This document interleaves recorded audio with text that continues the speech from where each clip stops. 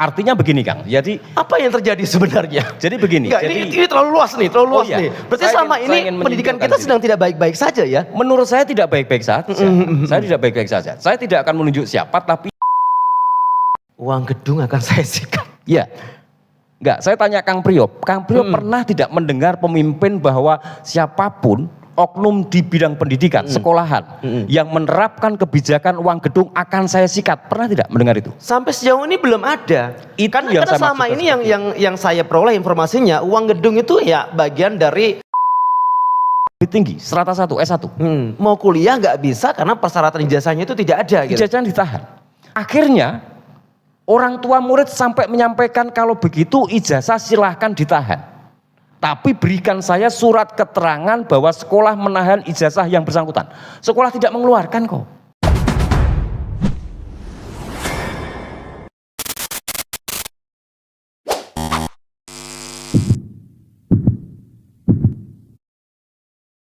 Inilah 100 hari program kerja Mas Bupati.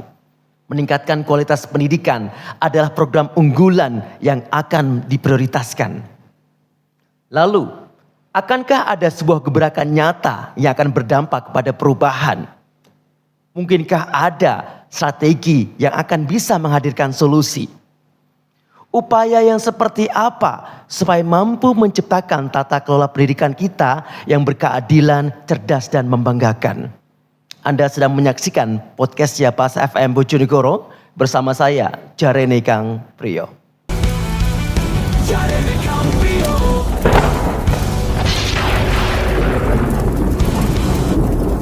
Assalamualaikum warahmatullahi wabarakatuh. Selamat malam dan salam sejahtera untuk kita semuanya. Jumpa lagi bersama saya Kang Priyo di program spesial Jarene Kang Priyo. Tentunya di podcastnya Bas FM Bojonegoro. Ya, malam ini sudah hadir di studio kita sosok yang sangat luar biasa, penuh dengan inspirasi dan sosok ini sepertinya punya banyak hal-hal yang betul-betul bisa mencerahkan kita semuanya ya. Jadi harapannya adalah hari ini, malam ini teman-teman di luar sana mendapatkan sesuatu yang insya Allah akan menjadi berkah manfaat untuk kita semuanya. Amin. Dan khusus malam ini mungkin agak sedikit beda dengan judul-judul di podcast sebelumnya. Sebelumnya kita bicara tentang inspirasi, motivasi dan lain-lain. Tapi malam ini kita akan bahas tentang program yang sangat luar biasa yang nanti akan dieksekusi langsung oleh calon bupati dan wakil bupati yang insya Allah sudah terpilih dan akan segera dilantik, yaitu program 100 hari kerja bupati dan wakil bupati terpilih Kabupaten Bojonegoro tahun 2025. Apa saja program kerjanya? Nah, ini akan kita bedah lebih detail lagi. Ya, langsung saja selamat datang dan selamat malam Kang Haryanto. Apa kabar Kang? Kabar baik Pak. Sehat selalu ya. Oke, Alhamdulillah, Kang. sehat. Dari Kali Tidur sempat hujan tadi ya, tapi Ya cuman disambut rintik-rintik hujan ya. disambut rintik-rintik hujan. Makin menambah situasi syahdu malam ini. Makin syahdu dan Makin harapannya nanti mungkin juga pencerahannya makin luar biasa ya, makin Semoga. tajam gitu ya. Semoga memberikan manfaat. Semoga memberi manfaat, amin. Kang Har, sudah lama kita tak jumpa Kang. Mungkin kemarin-kemarin kita sempat disibukkan dengan pergelakan perpolitikan ya. Iya. Baik dari mulai pilihan presiden sampai pilihan kepala daerah dan alhamdulillah sekarang sudah selesai dan semua sudah berjalan dengan lancar, dengan baik dan sampai akhirnya kita mendapatkan calon bupati terpilih yaitu Mas Wahono dan Ibu Nurul Azizah. Kita juga mengucapkan selamat atas terpilihnya beliau dan sekarang sudah waktunya kerja Kang. Dan sekarang ini beliau sedang membuat sebuah gebrakan 100 hari kerja yang nanti insya Allah akan kita bedah lebih panjang lagi. Iya. Tapi sebelum kita membedah itu, kenalan sedikit dong Kang Har. Mungkin Siap, banyak orang Bojonegoro di luar sana, sopo sih Kang Har ini kok iya. agak-agak asing gitu wajahnya, itu siapa itu ya Kang? Monggo Kang. Terima kasih Kang Priyo kesempatan yang diberikan kepada saya. Jadi saya lebih menempatkan diri sebagai pemerhati saja. Pemerhati. Pemerhati yang seringkali melihat carut marut ini menjadi sesuatu yang bisa kita ciptakan banyak masukan. Banyak masukan. Ya. Tanpa harus kita menggurui. Ya. Tapi minimal peran serta masyarakat itu dibuka. Ya. Dalam rangka memberikan masukan kepada pemimpin atau pemangku kebijakan yang ada. Minimal upaya perbaikan dari masyarakat itu muncul. Ya. Jangan sampai menimbulkan semangat-semangat apatisme yang terpelihara akhirnya masa bodoh. Akhirnya masa bodoh. Masa bodoh lah. Gerakan masyarakat bahasa kita kan, bahasa kita menggunakan gerakan arbuya itu juga nggak sehat. Arboya ya. Arbuya itu nggak sehat. Seakan-akan masyarakat hanya disuguhi tapi tidak diberikan ruang untuk menyampaikan segala sesuatu yang ingin disampaikan. Lah gerakan arbuya itu kan kalau dibiarkan juga nggak asik. Nggak asik. Untuk semangat membangun bumi Malowapati yang sudah luar biasa ini.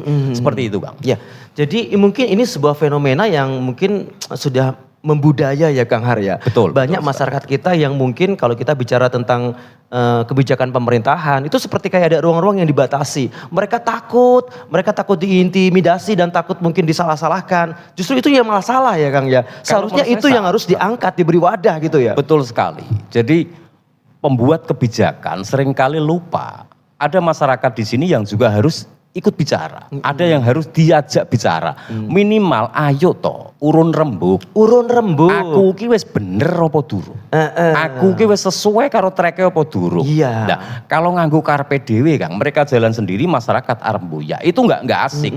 Itu juga berbahaya. Tapi bagaimana kalau seandainya ini terjadi karena memang ada beberapa oknum-oknum pemerintahan baik itu dari level kedinasan yang mereka memang tidak siap untuk menerima itu.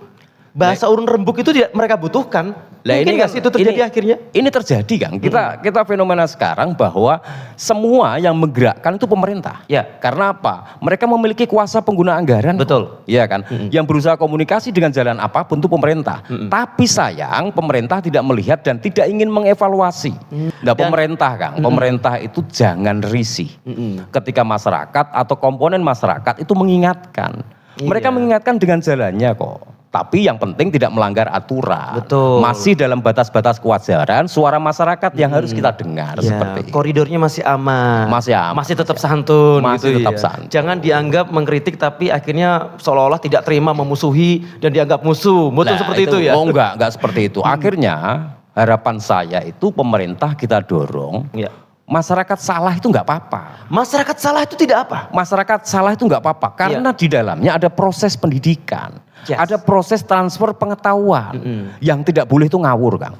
Salah boleh ngawur. Salah dan ngawur tuh dua hal yang berbeda ya. Berbeda Kang, berbeda. Kalau salah, ngawur yang justru mungkin butuh dibina gitu ya. Butuh diluruskan. Butuh diluruskan. Kalau salah itu kita bicara soal kapasitas. Yes. Beda. Mereka latar belakangnya beda. Iya. Semua kita bikin lah kepala dinas dengan bakul pecel itu jelas beda. Iya. Mungkin substansinya sama, cuman cara menyampaikan beda. Makanya saya memaknai salah oleh, neng ngawur ojo, kan seperti itu. Iya. Ini baru pembukaan Kang Har, tapi sepertinya sudah penuh dengan hal-hal yang berat nih topik pembahasannya. Karena saking semangatnya. Saking semangatnya ya. Ini apapun kita apresiasi. Iya. Proses pilkada kemarin berjalan lancar, berjalan kondusif, tidak ada letupan dan lain sebagainya. Kita apresiasi para pemangku kepentingan, para pelaksana itu dan tidak lupa kita sampaikan selamat buat Mas Wahono dan Bu Nurul. Iya, selamat buat Mas Wahono dan Bu Nurul ya. Dan semoga gebrakan kedepannya itu betul-betul bisa dirasakan masyarakat Bojonegoro. Ada sebuah letupan-letupan dahsyat yang akhirnya Bojonegoro ini menjadi sebuah kabupaten yang penuh nilai gitu loh. Dan salah satunya adalah program 100 hari ini. Makanya saya mau tanya nih Kang Har. Dari 100 hari programnya Mas Bupati ini, ada beberapa hal yang ingin dicoba diperjuangkan ya dari poin 1 sampai 8. Dan poin pertamanya ini adalah bicara tentang kualitas pendidikan. Itu sangat menarik. Satu pertanyaan kecil dulu saya. Kenapa kok kualitas pendidikan ini dijadikan urutan pertama? Jadi saya melihatnya sederhana Kang. Saya melihat sederhana bahwa Mas Bupati terpilih ini ingin membuat satu kebijakan yang berpihak pada masyarakat soal pendidikan. Saya akan memaknai secara sederhana lagi bahwa pendidikan itu bentuk investasi. Ya, yang tidak bisa langsung diunduh saat ini. Tapi cuman political will-nya ada tidak. Artinya ingin membongkar tata kelola pendidikan itu satu, butuh keberanian kan. Tata kelola pendidikan. Butuh keberanian. Tata kelola pendidikan saat ini kita jujur carut marut. Sebentar. Tata kelola pendidikan kita butuh keberanian. Berarti selama ini ada hal-hal yang mungkin tidak maksimal atau bermasalahkah tata kelolanya itu sendiri? Saya begini, saya tidak akan masuk ke hal-hal yang fundamental. Saya akan lebih masuk ke hal-hal awal bagaimana meletakkan pendidikan itu yang berpihak pada masyarakat. Pendidikan yang berpihak pada masyarakat? Pada masyarakat. Bukan berpihak pada oknum-oknum. Artinya begini Kang, jadi Apa yang terjadi sebenarnya? begini. Enggak, Jadi ini terlalu luas nih, terlalu luas iya. nih. Berarti Saya selama ingin ini pendidikan menyimpulkan kita sini. sedang tidak baik-baik saja ya? menurut saya tidak baik-baik saja. Saya tidak baik-baik saja. Saya tidak akan menunjuk siapa, tapi yang bicara ini oknum. Yes. Bagaimana pemimpin itu tidak pernah mau mengambil ranah itu karena pasti keputusannya tidak populis. Keputusannya tidak populis, akhirnya tidak banyak mendapatkan banyak dukungan. Seperti itu. Karena kita tahu bahwa dunia politik kita itu bicarakan aksi dukung mendukung. Yes. Aksi banyak komunitas yang harus digalang. Betul. Maka dari itu saya belum melihat di Bojonegoro lah, katakanlah Ya. di Bojonegoro ini belum melihat ada pemimpin yang berani melakukan gebrakan menata kelola pendidikan itu secara menyeluruh.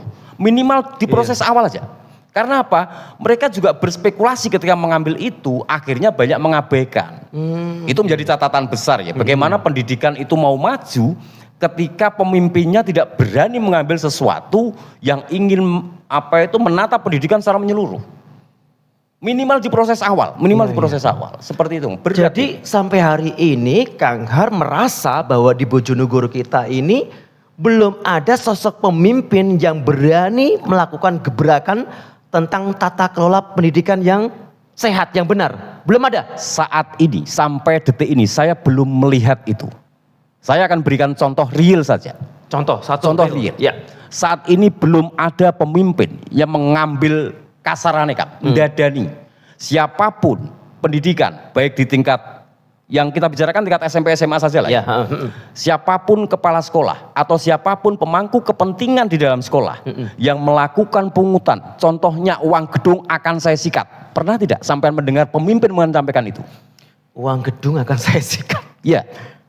Enggak, saya tanya Kang Priyo. Kang Priyo pernah tidak mendengar pemimpin bahwa siapapun oknum di bidang pendidikan, sekolahan yang menerapkan kebijakan uang gedung akan saya sikat. Pernah tidak mendengar itu? Sampai sejauh ini belum ada. Itu Karena yang saya selama maksudkan ini seperti yang saya peroleh informasinya, uang gedung itu ya bagian dari sumbangsih dari paguyuban dari komite. Ada yang salahkah dengan uang gedung? Begini Kang, jadi kenapa itu salah? Jadi komite itu yang saya lihat itu hanya kepanjang tanganan sekolah.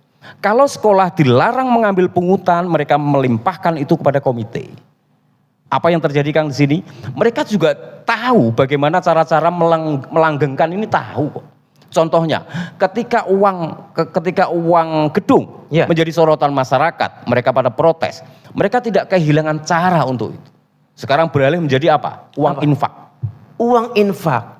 Jadi sekarang atau mungkin dulu-dulu budayanya adalah sumbangan uang gedung. Betul. Tapi akhirnya itu dianggap sebagai sesuatu yang tidak tepat sasaran. Yeah. Dan sekarang ada cara baru lagi. Ada cara baru. Bukan sumbangan uang gedung, tapi uang infak. Betul. Kak. Yang digunakan untuk pembangunan gedung. Betul sekali. Lah, artinya apa yang terjadi akhirnya dengan konsep akhirnya infak terjadi ini? seperti ini ya, masyarakat. Makanya saya tadi bilang di awal bahwa pendidikan yang berpihak pada masyarakat itu belum dilakukan. Pendidikan yang berpihak pada masyarakat belum dilakukan. Belum dilakukan. Ini apa ya, sangat mengganggu kita ketika masyarakat masih dibebani oleh mereka pengambil kebijakan di soal pendidikan. Kita ingat bahwa pendidikan 9 tahun menjadi kewajiban. Ya. Itu menjadi ranah undang-undang. Ya. Tapi apakah implementasi di lapangan juga seperti itu? Ternyata tidak kok. Apa yang terjadi? Lah, contohnya tadi, kenapa uang gedung itu masih ada? Ya. Kenapa di awal-awal setiap tahun pelajaran baru menjadi carut-marut baru? Orang tua harus memikirkan itu, harus berkeringat, harus jatuh bangun. Untuk memberikan sumbangsih itu tadi. Hanya ingin mencekolahkan anaknya kan. Iya, iya. Mereka paham, mereka tidak suka bahwa anaknya berdiam diri, dia harus sekolah. Sekolah menjadi kewajiban gitu. Ya.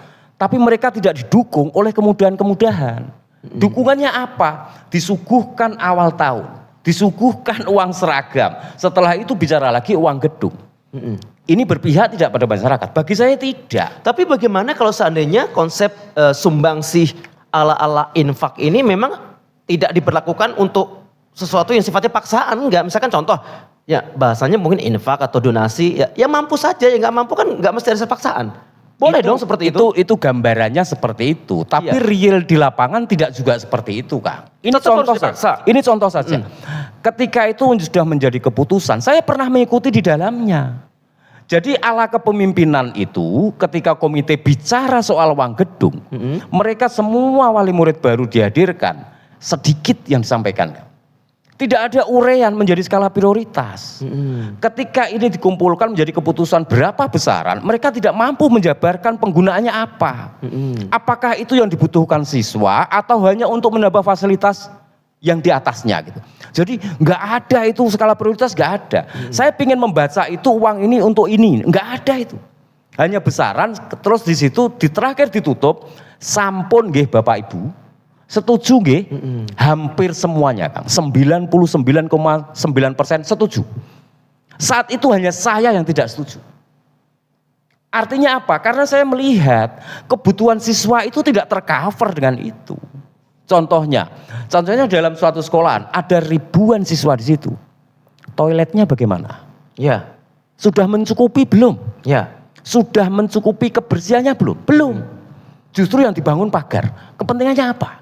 Ya. Nah, begitu yang harus kita ingatkan. Kalaupun iya itu terjadi, tidak bisa dihadang oleh kebijakan, tidak bisa dihadang oleh penolakan, minimal ada skala prioritas Kak. Ya. Jangan awuran lah, seperti tadi yang saya sampaikan, Tata oleh kelolanya, salah, tata ya. kelolanya. Maka dari itu saya ingin pemimpin baru itu memiliki keberanian. Pemimpin baru itu memiliki gebrakan. Ya. Kenapa? Bojonegoro itu kaya Kang. Sangat kaya. Sangat kaya, tapi ironi. Ketika rekan-rekan dewan membahas soal anggaran selalu defisit Kang. Selalu defisit, tapi di akhir cerita penyerapan anggaran kurang kok. Iya. Kurang. Akhirnya apa judulnya? Silpa. Silpa lagi. Ini wacana yang harus masyarakat ketahui ya bahwa kita tuh kaya. Iya. Tapi digunakan untuk apa? Contohnya, kalau pemimpin berani tadi yang saya sampaikan, bahwa di awal menyampaikan, saya ingin membuat satu konsep pendidikan yang berpihak pada masyarakat. Caranya apa? Satu, hilangkan uang gedung. Yang kedua, hilangkan pungutan di depan. Apa itu? Seragam. APBD kita kuat kok dalam rangka itu. Kalau sekolah dibebaskan, katakanlah SMP jumlahnya kalau dalam satu kecamatan ada 2. Dalam satu kabupaten itu ada 56. Kalau dikasih APBD 1 miliaran, selesai uang gedung. Selesai uang gedung, bahkan sampai ke seragam sekolah pun sampai uang oleh sekolah pemerintah, disediakan ya? oleh pemerintah. Jadi orang itu yang saya sampaikan, itu yang saya namai, itulah namanya investasi pendidikan yang berpihak pada masyarakat. Jangan membuat beban-beban baru di dalamnya. Makanya saya katakan bahwa kita itu miskin guru, tapi kaya oleh pengajar. Miskin guru tapi kaya pengajar. Betul Apa sekali. yang membedakan secara signifikan itu? Begini Kang, kenapa saya katakan miskin guru? Kalau guru itu memberikan teladan Kang. Ya. Kalau pengajar bagaimana mempola mencari ceperan, itu yang membedakan. Bisa dipahami dari sini kan ya? Ini suatu yang sangat kontroversial juga nih akhirnya nih. Guru itu pasti akan menjadi teladan, memberikan teladan. Iya, tapi kalau pengajar lebih fokus ke arah mengharapkan ceperan-ceperan itu tadi ya. Itu yang harus menjadi PR kita bersama. Iya, Tidak harus pemimpin baru yang mengatasi, tidak. Ayolah kita bersama-sama. Kalau memang ingin menata ini keseluruhan. Iya. Apa yang menjadi kebijakan, karena Mas Bupati memiliki kebijakan, minimal satu Kang. Ketika Mas Wahono nanti sama Bu Nurul dilantik, minimal mereka harus dibekali 2 hal. 1, sempritan, 2, pentungan. Sempritan dan pentungan. Oh iya, penting ini lebih ke arah ke gaya kepemimpinan ya. Ya, mau dibawa kemana arah gaya kepemimpinan Mas Bupati kita contoh yang mudah. Kenapa saya berikan contoh bahwa Mas Bupati dan wakilnya nanti butuh sempritan dan pentungan. Ketika ada aparaturnya di situ yang mulai belok-belok, yang mulai mencari celah untuk mengumpulkan keuntungan pribadinya. Iya. Sempritan dipakai. Sempritan dipakai. Iya. Minimal itu kartu kuning. Kartu kuning. Tapi nek wis gak iso dandani Kang, pentungan yang dipakai. Lah, itu kalau kerangka besarnya kita berikan reward dan punishment. Reward dan punishment-nya. Itu penting Kang. Iya. Maka dari itu saya ingin menyederhanakan, tolong Mas Bupati nanti, tolong Bu Wakil Bupati nanti, ketika Anda dilantik, minimal 2 hal itu yang harus menjadi perhatian. Sempritan dan pentungan ini ya. Bawa sempritan dan pentungan. Iya. Ini nanti kita arahnya ke arah pelayanan birokrasi pemerintahan Kang. Jadi betul bisa sekali, panjang lebar ke sana nanti ya. Betul sekali. Kita kembali ke pendidikan dulu nih. Siap. Fokus ke pendidikan lagi. Jadi kalau Kang Har merasa bahwa sebenarnya tata kelola kita tuh masih bermasalah sampai hari ini ya. Iya. Karena mungkin ada 1-2 hal yang memang belum ada pemimpin yang berani menyelesaikannya. Berani mengambil sebuah kebijakan yang supaya konsep tata kelola ini bisa maksimal. Tapi itu belum terjadi. Nah, mungkin dengan adanya program kerja Mas Bupati, kenapa kok prioritas pertama itu adalah pendidikan? Mungkin salah satunya ke situ. Dan ini saya bacakan Kang, salah satu yang akan digolkan itu adalah akan melahirkan, menciptakan, mengupayakan sekolah-sekolah unggulan di beberapa titik. Apa sih makna dari sekolah unggulan ini? Jadi gini, saya melihatnya sederhana ya. Melihatnya bahwa tidak ada pemimpin yang ingin menyengsarakan rakyat. Tidak ada Secara pemimpin kerangka- yang menyengsarakan. Ya, harga kerangka mati besarnya itu. seperti itu Betul. ya. Cuman kebijakan-kebijakan yang ditelurkan itu harus terukur. Kan gitu. Ya. Nggak boleh ngawur lagi. Betul. Kan gitu. Lah, kalau tadi yang bicarakan Kang Priyo soal membuat zona-zona baru itu, saya lebih melihatnya ini kebutuhan atau kepentingan. Kebutuhan atau kepentingan. Betul sekali. Dua hal yang berbeda lagi nih. Berbeda. Iya. Berbeda. Kang Priyo tahu, banyak sekolah mati hanya karena kebijakan. Banyak sekolah mati karena kebijakan. Contoh, sekarang banyak sekolah itu tidak hanya diprakarsai oleh pemerintah, Melainkan tapi ada komponen-komponen masyarakat yang ingin turut serta membantu pemerintah memajukan pendidikan. Contohnya sekolah-sekolah swasta. Kenapa saya bilang dimatikan? Kalau pagunya penerimaan murid ditambah, akhirnya sekolah menambah ruang kelas baru, mereka telah mengabaikan bagaimana tumbuh kembangnya sekolah-sekolah di luar pemerintah. Padahal tujuannya sama, untuk memajukan dunia pendidikan. Harusnya tidak seperti itu. ini nanti arahnya ke arah kepersaingan dalam seperti mendapatkan murid-murid itu tadi. Seperti ya? itu. Nah, akhirnya apa Kang? Akhirnya apa? Kalau bicara soal kualitas, itu tercecer Kang. Bicaranya Ya. pasti lebih ke kuantitas. Ya. Yang penting penerimaan siswa membludak, disiapkan ruang kelas baru, masuk banyak.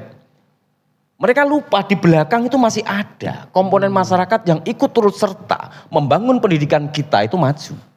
Akhirnya nggak dapat murid di sini kok. Tapi memungkinkan nggak? Inilah salah satu alasan kenapa kok harus diciptakan sekolah unggulan ini. Karena mungkin sudah ada tendensi nih Kang Har, buat sekolah-sekolah yang sudah ada sekarang itu mungkin hanya fokusnya ke kuantitas saja.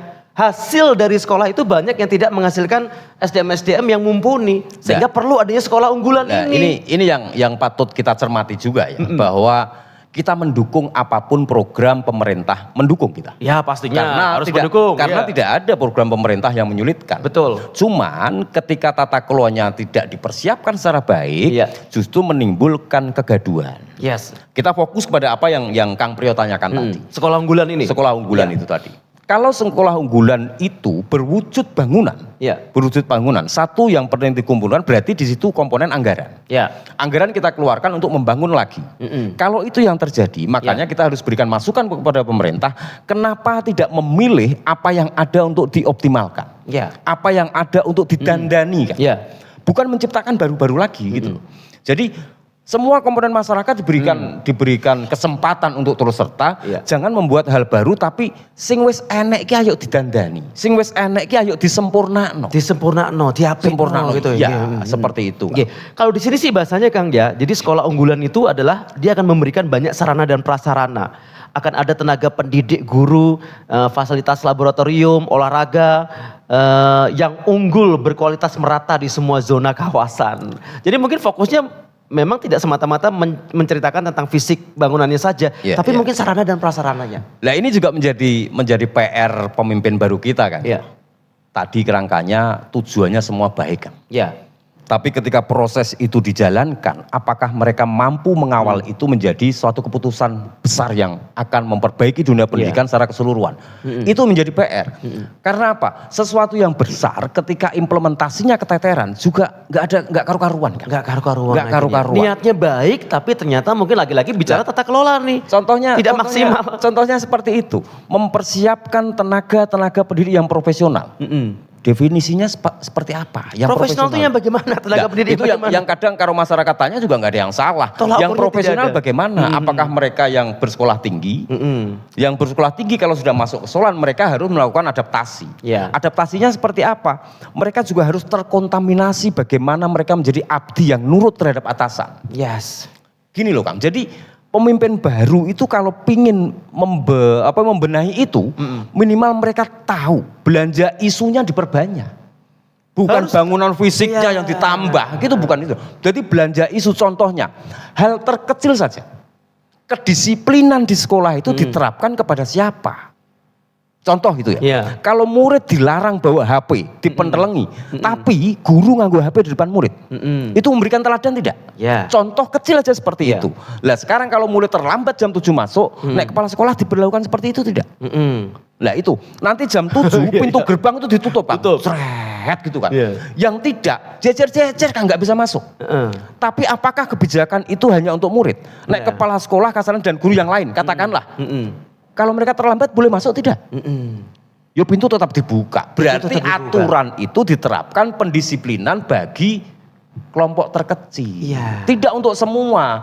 Yang saya rasa itulah teladan-teladan kecil yang harus dimulai oleh Mas Bupati nanti ke depan. Jadi hal-hal sepele seperti itu yang akhirnya mungkin menjadi carut marutnya kita ya. Alih-alih kita ingin meningkatkan kualitas, tapi ternyata memang SDM kita sendiri di dunia pendidikan itu memang banyak yang harus ditingkatkan kembali ya. Betul supaya sekali, Kang. tercipta sekolah unggulan itu memang bukan hanya unggulan sarana dan prasarananya saja, tapi pendidiknya, muridnya semua juga bisa unggul gitu. Jadi, tapi ada PR Kang. Kenapa saya agak sedikit tergelitik ketika bicara sekolah unggulan ini?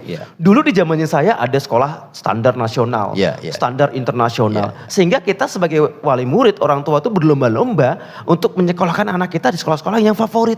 Sekolah-sekolah yang nasional, walaupun kadang jaraknya jauh, karena dulu kan tidak pakai sistem zonasi ya. Sehingga sekolah itu kita anggap adalah sekolah yang akan mendidik anak kita dengan baik dan benar. Makanya walaupun bayar mahal pun kita siap gitu. Nah, apa bedanya dengan sekolah unggulan ini? Karena kalau nanti ada sekolah unggulan berarti banyak wali murid itu yang akan meniatkan diri supaya anaknya masuk ke sekolah unggulan dong. Otomatis akan terjadi bentrokan-bentrokan pendaftaran. Jadi menimbulkan isu baru dong tentunya. Jadi begini Kang. Saya rasa menjadi PR kita bersama ya. Contohnya pengambil kebijakan Mas Bupati lah katakanlah. Jadi yang perlu dibenarkan, yang perlu ditoto itu Kang, adalah mental pengajar kita.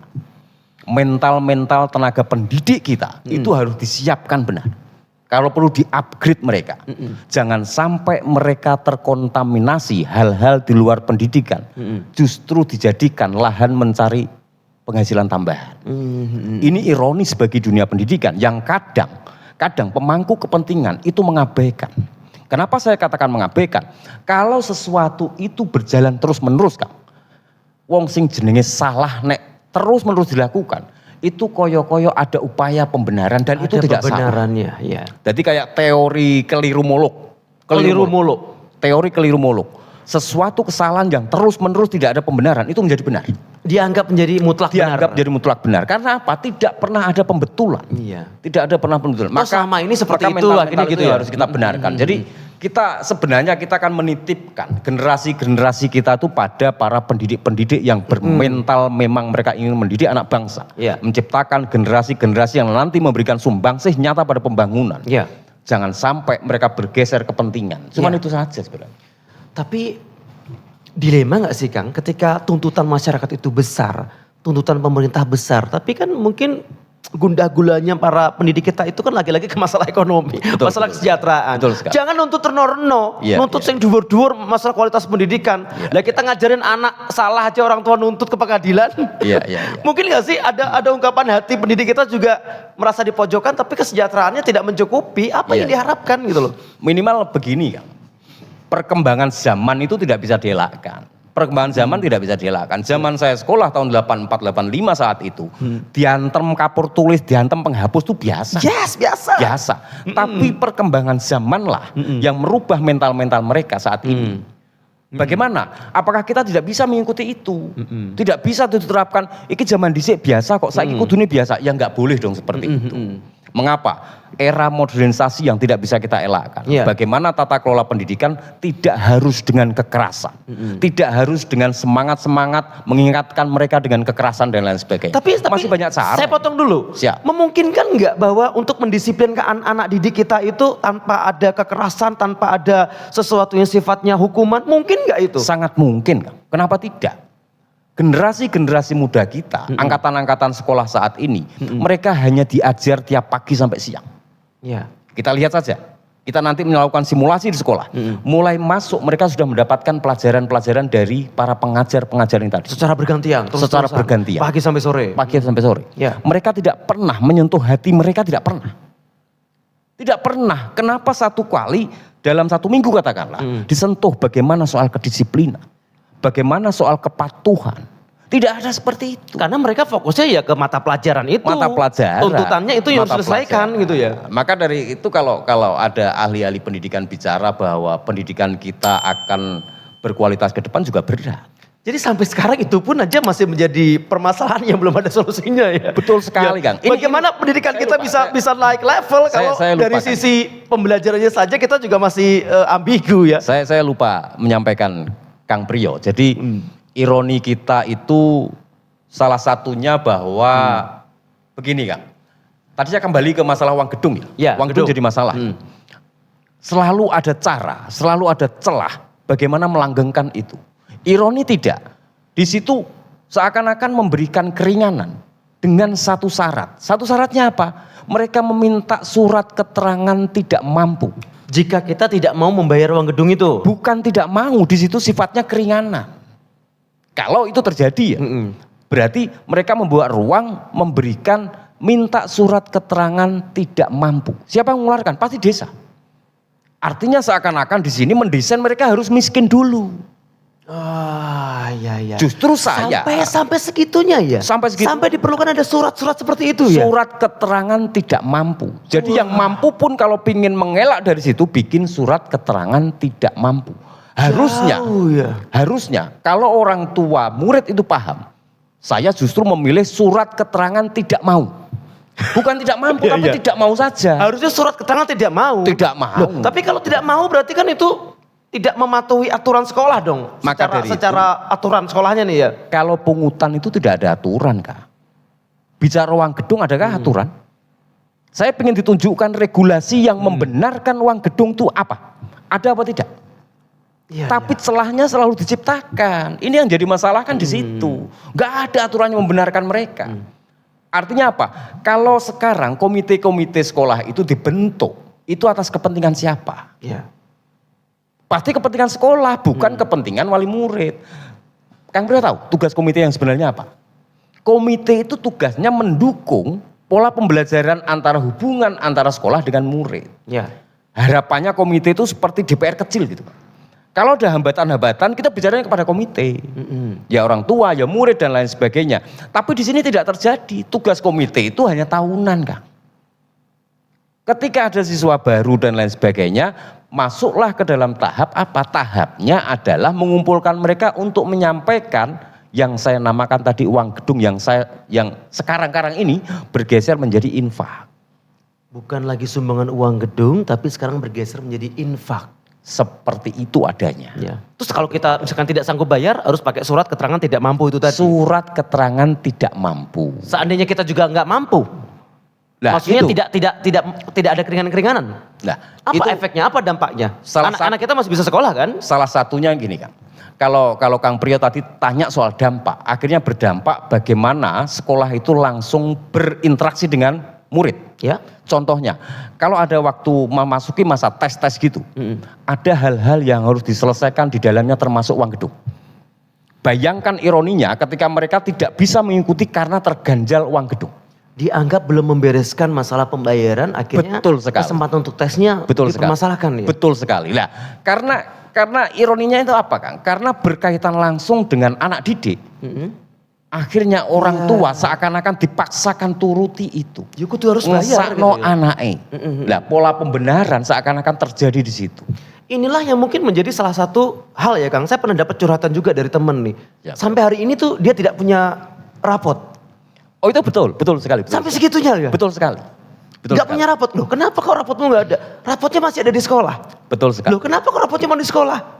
Masih ditahan, masih disimpan. Nah, saya ralat dulu ya, entah bahasanya ditahan atau apa. Tapi masih disimpan di sekolah. Dan itu bisa diambil kalau bisa menyelesaikan soal administrasi yang tertunda. Maka dari itu, bagaimana pemimpin baru fokus dandani yang seperti ini.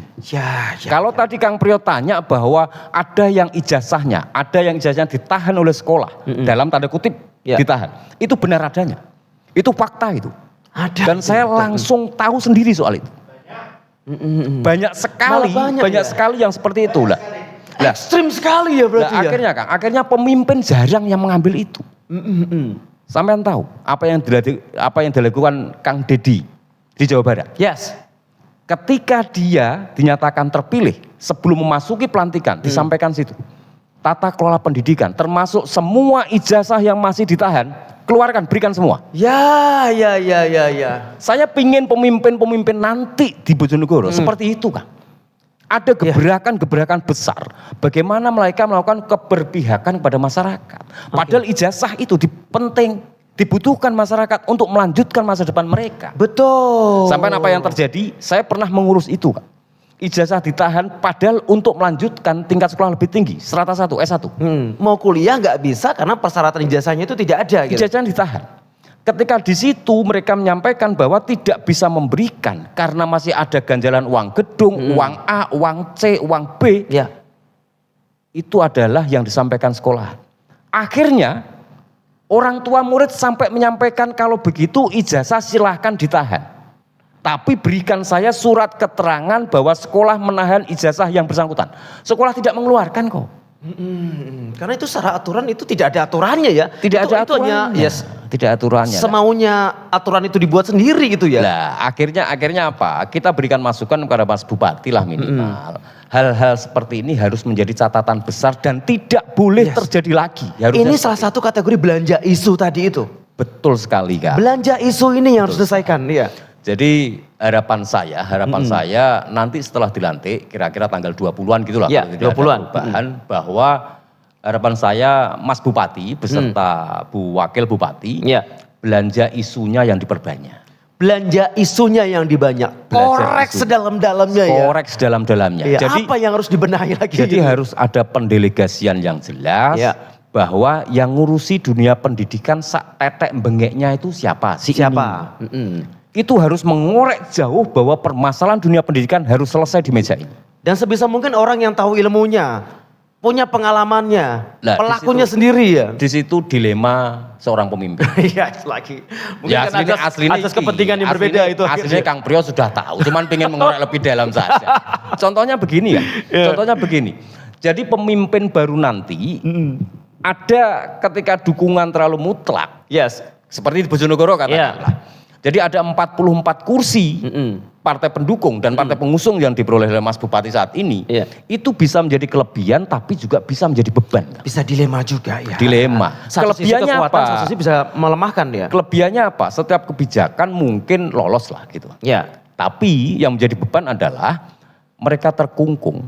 Bagaimana mekanisme kontrol yang diciptakan tidak berjalan. Mekanisme kontrol yang Tidak kemungkinan berjalan. besar tidak bisa berjalan. Tidak berjalan. Karena terlalu banyak kepentingan itu tadi. Lah rekan-rekan dewan yang di luar itu juga melakukan koreksi terhadap kepemimpinan juga memiliki kekuatan yang lemah. Kalau 44 bermusuh 6 kursi itu enggak jadi imbang gitu kan. Jadi ketika kita butuh masukan di situ dihadang oleh kekuatan besar itu kan ini juga menjadi catatan.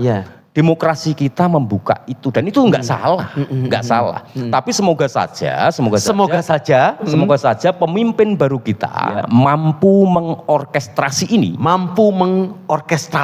Betul. Mampu mengorkestrasi ini menjadi kekuatan besar untuk melakukan pembangunan yang berpihak kepada masyarakat. Ya, pembangunan yang berpihak pada masyarakat dan tentunya siap untuk menuju Bojonegoro yang makmur dan membanggakan. Setuju Kak. Jadi saya suka jargon yang dikeluarkan Mas Wahono, saya suka makmur dan membanggakan. Makmur dan membanggakan. Rakyatnya harus makmur dan kita sebagai orang Bojonegoro harus bangga gitu tapi ya. kadang gini kan, kadang dilemanya juga sedikit menggelitik ya. Sedikit menggelitik. Jadi menjadi jawabannya adalah bagaimana Mas Bupati mampu mengorkestrasi itu kata kuncinya semua kekuatan yang ada untuk saling berangkulan tangan membangun Bojonegoro yang makmur dan membanggakan. Seperti itu. Luar biasa ya. Wah, luar biasa ya. Ini kita baru membahas hanya sebatas pendidikannya saja ya, belum ke isu-isu yang lain ya. Tapi sepertinya sudah sangat menarik dan panjang lebar. Kang Her, mungkin ini dari saya sebelum nanti Kang Her mempersiapkan diri untuk closingnya kira-kira yang harus lebih dikuatkan lagi itu dari sisi apa sih supaya program 100 hari ini betul-betul bisa tereksekusi dengan baik. Saya melihat tadi memang secara tata kelola masih penuh banyak masalah-masalah. Ya. Dan itu salah satu isu-isu yang memang harus banyak dikumpulkan. Karena dengan belanja isulah harapan kita Mas Bupati segera peka dan segera mendandaninya ini penuh dengan keberanian ya. Jadi tidak ada lagi sebuah kebijakan-kebijakan yang hanya sebatas tekstual semata tapi tanpa ada solusi gitu loh. Harapannya kebijakan kita tuh betul-betul berdampak kepada solusi nyata. Dan dunia pendidikan sendiri memang tadi sudah diceritakan oleh Kang Har adalah sangat kompleks, penuh dengan fenomenal. Tapi kita masih punya harapan ya Kang, bahwa dengan adanya kepemimpinan Mas Bupati kita ini, insya Allah dunia pendidikan kita terutama di Bojonegoro akan jauh lebih baik. Setuju ya Kang ya? Saya sangat setuju Kang. Jadi tetap saya optimis lah. Ya. Saya optimis. Dengan Bupati baru ini, tata kelola pendidikan, khusus pendidikan, itu akan diperbaiki. Ya. Saya masih optimis itu. Asalkan nanti dalam perjalanan Mas Bupati mampu memberikan masukan-masukan, mampu membuat satu gerakan-gerakan besar dandani dunia pendidikan secara menyeluruh. Jangan sampai hanya tataran bicara soal gedung, jangan sampai hanya bicara soal sarana, tapi mental pendidikannya tidak di-upgrade. Tapi bagaimana memudahkan masyarakat juga tidak terpenuhi. Itu jadi PR besarnya yang harus dijawab itu Bang. Ini seperti kayak dari hulu ke hilir yang harus diselesaikan secara bersamaan ya. Komponen masyarakat di Bojonegoro sebenarnya juga memberikan perhatian penuh pada itu. Tapi mereka yang berada di luar seakan-akan tidak mendapatkan ruang untuk itu. Contohnya, kenapa tidak membuka ruang untuk mendapatkan masukan banyak pihak? Ada LSM, ada NGO-NGO yang saat ini setelah menciptakan karya-karya besar. Libatkan mereka nggak ada masalah. Tapi yang seperti ini akan segera dieksekusi loh Kang. Karena saya mendengar juga Mas Bupati ini akan punya program Sapa Mas Bupati itu tadi. Mungkin dengan adanya program Sapa Mas Bupati ini mungkin akan lebih mengerucut ke arah situ.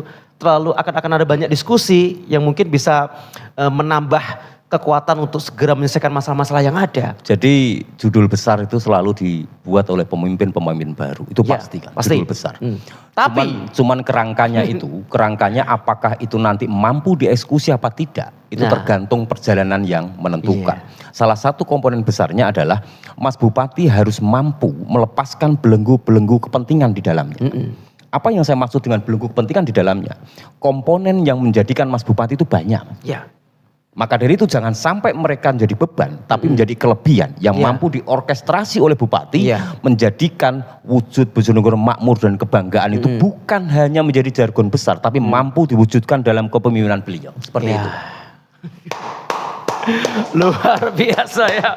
Ya mudah-mudahan podcast kita malam hari ini betul-betul didengarkan langsung oleh Mas Bupati dan Ibu Wakil Bupati kita Kang Har. Sehingga kita masih punya optimisme yang tinggi bahwa cepat atau lambat dengan tata kelola dunia pendidikan yang nanti di bawah kepemimpinan Mas Bupati semua bisa terselesaikan. Minimal sedikit Kang, yang saya tambahkan di sini. Ini closing langsung ya. Sekalian langsung closing terakhir Kang. Minimal pemimpin baru itu tidak anti kritik.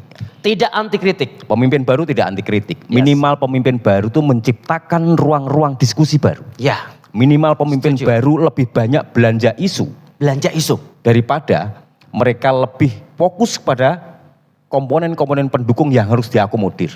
Itu tidak salah, demokrasi kita membuka itu. Tapi jangan lupa kepentingan masyarakat Bojonegoro yang besar, yang kaya ini juga harus diakomodir. Satu, tidak anti kritik. Yang kedua, mereka mengakomodir semua komponen masyarakat tanpa harus membedakan. Jadi Mas Wahono itu milik kita bersama. Bukan milik kelompok-kelompok tertentu, tapi milik masyarakat Bojonegoro. Mas Wahono dan Bu Nurul nanti saat memimpin adalah kebanggaan kita bersama. Bukan milik segelintir orang, tapi masyarakat Bojonegoro bangga memiliki mereka. Bangga bahwa mereka dan yakin kepada mereka mampu menciptakan Bojonegoro makmur dan membanggakan itu benar adanya. Benar adanya akan segera terwujud. Khususnya benekno dunia pendidikan. Itu saya pesan. Seperti itu, Pak. Ya tepuk tangan sekali lagi. Iya. Ini akhir dari podcast kita malam hari ini Kang. Bojonegoro makmur dan membanggakan, terutama akan ada sebuah gerakan-gerakan dari dunia pendidikan dan ini akan kita tunggu. Sekali lagi kita berharap kepada Mas Bupati kita dan Ibu Nurul Aziza, semoga kedepannya dunia pendidikan kita terutama Bojonegoro bisa lebih baik lagi dan lebih membanggakan lagi. Terima kasih banyak Kang Har. Siap. Sampai ketemu lagi di Jarene Kang Priyo ya. Luar biasa. Terima kasih juga. Assalamualaikum.